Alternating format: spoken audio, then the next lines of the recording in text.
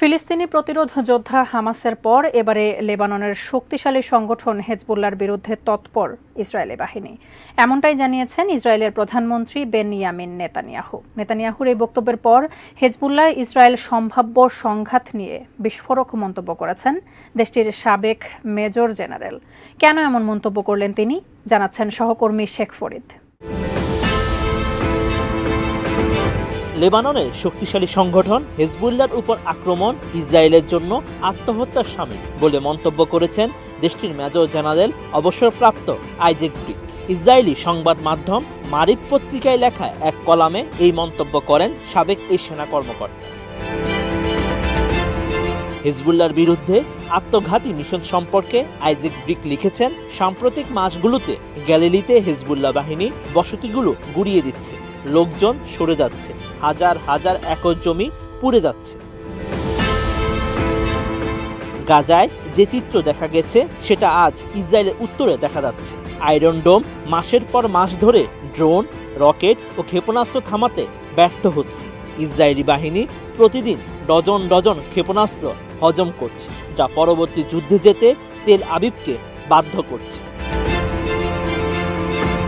সাবেক এই major general আরও জানান, নেতানিয়াহু প্রশাসন যখন একটি স্থানে সেনাবাহিনী রাখতে পারছে না, সেখানে 6টি স্থানে কিভাবে রাখবে, কিভাবে হাজার হাজার ক্ষেপণাস্ত্র সামাল দেবে। নিজেদের সুসংগঠিত হওয়ার জন্য সেনাবাহিনীকে অবশ্যই যুদ্ধ থেকে বিরতি নিতে হবে। ইসরায়েল 20 বছর ধরে যুদ্ধ করে যেতে পারে না। হিজবুল্লাহর বিরুদ্ধে যুদ্ধের জন্য সেনাবাহিনীকে প্রস্তুত করা প্রয়োজন।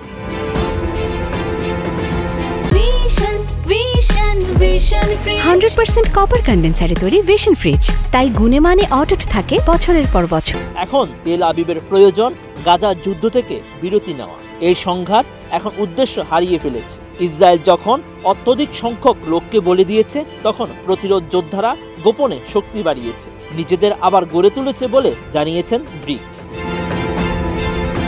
ইসরায়েলি জিম্মিদের জন্য গাজায় 2 বছরের জন্য যুদ্ধ বন্ধ করা দরকার নেতানিয়াহু প্রশাসনের।